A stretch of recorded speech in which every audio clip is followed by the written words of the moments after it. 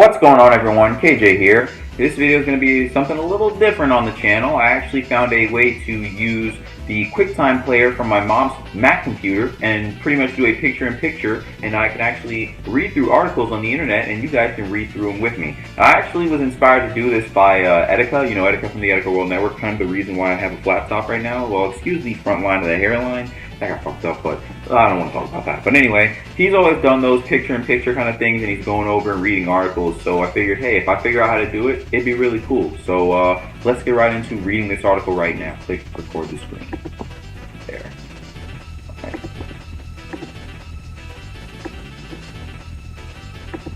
Okay.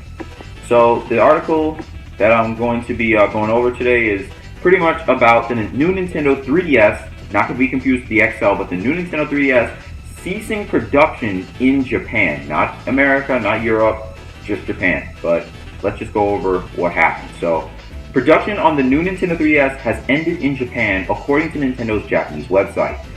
Oh, sorry about that. This includes all colors of the upgraded handheld, but not all models. There are two versions of the new Nintendo 3DS currently available, the new Nintendo 3DS and the new Nintendo 3DS XL. The basic version is smaller and has swappable faceplates and colored face buttons, which we want, but we have the 3DS XL, so whatever. The new Nintendo 3DS XL, just to not confuse you guys. A notification on the Japanese page for the smaller system notes that it's out of production. No such marker has been found in the new Nintendo 3DS XL's page, however.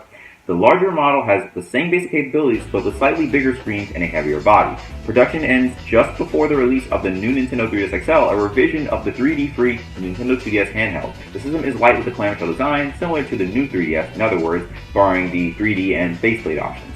Update. Nintendo of America told Polygon that stateside customers shouldn't be affected by production ending on the new Nintendo 3DS. New Nintendo 3DS, sorry, I sort of said that weird. This announcement does not affect Nintendo of America territories, as the model in question was only sold in limited quantities as special offerings, our representative told us. There are no changes to the sales status of the new Nintendo 3DS XL, the Nintendo 2DS, or the upcoming new Nintendo 2DS XL, which launches on July 28th. So, anyway, I mean, to be honest, although this isn't really too big of an effect for us now, they already discontinued the new Nintendo 3DS in Japan, so obviously we're not going to really be getting any more of those in America, most likely. But all good things come to an end soon, and with the release of the 2DS XL right around the corner, eventually the new Nintendo 3DS XL will probably fade away into obscurity. Well, maybe not into total obscurity, but it won't be a produced 3DS system anymore. Because the new Nintendo 2DS does everything that the new Nintendo 3DS XL does, and more, because of the design of the 2DS XL. It's way more ergonomic. You can actually protect your game card and your SD card. I don't remember if it's micro SD or just regular, but still, it's very good. And I mean, the power button's still on the bottom of the system, which can sort of be viewed as a con, because sometimes when you're playing, you may accidentally press it. But still, the overall design of the 2DS XL is just amazing. It kind of looks like two smartphones placed together. But anyway, speaking of like the 2DS XL and the 3DS XL, the new Nintendo 3DS XL, just give me 1 second. So, alright.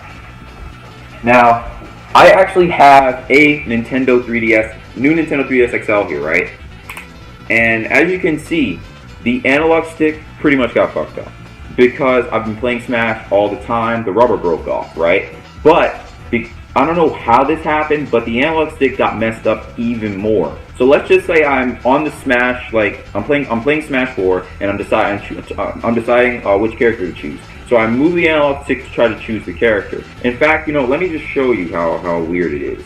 I don't have a capture card to actually do it, so I have to try to show you on the screen. But pretty much, like the thing won't go over the character. So like if I try to choose Captain Falcon, it may move farther, so it may move to Villager or Olimar. It's really weird. Let me show you. The good thing about this is that it has really fast boot up times, so I'm happy that I don't have to sit here for like the next minute or two and try to show you guys this, but this will probably be the last thing for the video. There we go. It's taking a little long. There we go. Alright. Alright, now look at this. So, okay. So, see how it's like kind of moving weirdly? See that, right?